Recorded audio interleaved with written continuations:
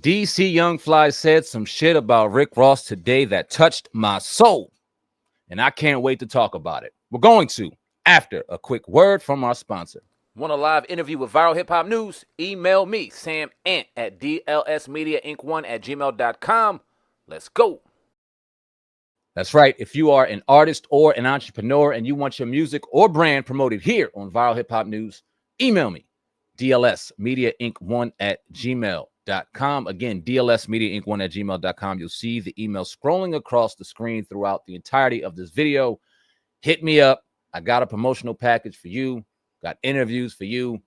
Definitely trying to grow with you. So hit me up. All right. So Rory and Mal on their podcast had the 85 South Show as their guest, and they brought up the question on what happened when Rick Ross dipped off from their interview. Now, if you remember, if it was a year ago or a couple years back, they were conducting an interview with Rick Ross, and all of a sudden, abruptly, he got up and just dipped the fuck off. Nobody knew where he went. Got a lot of laughs. People enjoyed themselves. They were asked about it, and Chico and Carlos took the high road, you know what I mean? Still cool, but DC kind of let in a little bit more on how they felt about that situation and how he felt about the situation. And what he said really stuck with me because we've experienced the same exact thing. So real quick, I'm going to play the clip, small clip of what DC Young Fly had to say about that situation. And then I'll come back with my thoughts. Let's hear it. Had a chance to talk to Ross since he walked off on y'all? We were just talking to Angie Martinez about that yesterday. We in Atlanta, so we run into him all the time. He do car shows, so it ain't never been no hard feelings. I don't want to say no hard feeling. Yeah. I'm gonna say first of all, I don't give a fuck. Yeah, I get it. But I give a fuck because Try to make us look fuck bad. with you as a person. Yeah. We the type of people that will never bring up nothing that we feel like that can be diminished to your career or anything, nigga, because we some real niggas. Yeah. The moment you leave our show, you went and did a podcast, a white podcast. You sat your ass right there for almost 2 hours. And didn't leave. And you talked. And the white folk asked your ass, was you a fucking correctional officer? Yeah. We would have never asked you no shit like that, nigga, because we got respect for you. Right. And you sat right there and you answered that question so eloquently, like it wasn't even disrespectful. And then I get to sit back and watch that shit and be like, damn, what's the difference between them and us? Okay. Now I feel disrespected. Right. Don't do us like that. And it's still love, but nigga, don't do us like that. I respect that. I respect that. It did not stop me from listening to his music. Do I be a little angry as I'm listening? Yeah. I be like, when he come on, I be like, yeah, turn that shit up. No, I cut it off. I'm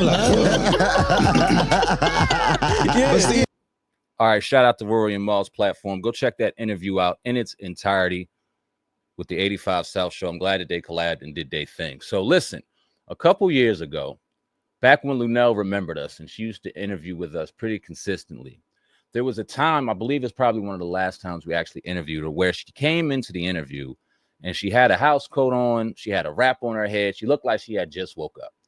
And I took that kind of personally, even though we conducted the interview and it was very professional, but I took that kind of personally because immediately after that, you see her on a different platform, coincidentally enough, a white platform, and her hair was freshly bleached blonde.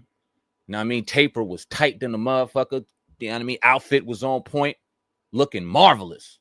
Lunel was doing her thing, looking clean. And she made sure to make it a point to be as professional and good looking as possible for this one platform, but for this other platform that happens to be independently owned by two brothers, coming in dressed however you want. So I made a little side by side. And I had people in the comment section, and shout out to them people. I won't name any names, but they're pretty popular on YouTube, telling me that I should just be grateful that she came on at all. And see, here's the problem. Just like DC Young Fly just articulated, for some reason or another, our cohorts, people within the culture, feel like they could treat us one way and then go on other platforms with white counterparts and be more professional, be more courteous, be more lenient to what's asked of you. Because see, people that do this type of shit, or at least when we used to, had some type of code that we moved on. And yeah, we knew that we could ask certain questions to get certain views and ask certain things to kind of manipulate certain narratives. But because we were a part of the culture and because we were interviewing 95% of people that were part of the culture, there was some things that we never touched because we were always trying to stay authentic and stay on code. I say that to even say one time we did an interview with Lunel, coincidentally enough again, and she spoke about Lauren London.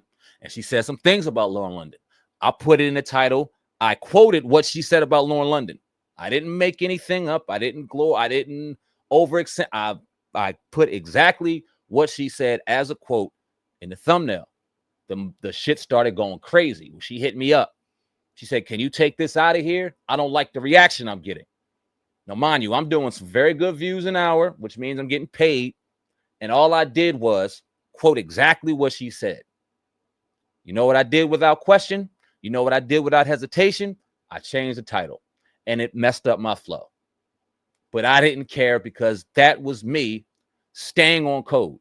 Now, could she have gone to that white counterpart and done that? Would she have felt comfortable enough to go and hit that white platform up and do it? Maybe she would, maybe she wouldn't. But this is the problem, and it's not just her. I just don't want to sit back and point her out. That's just the thing that immediately crossed my mind as I heard DC Young Fly talk about Rick Ross, because for some reason or another, we aren't respected, sadly, by our cohorts, by people who are also in our culture.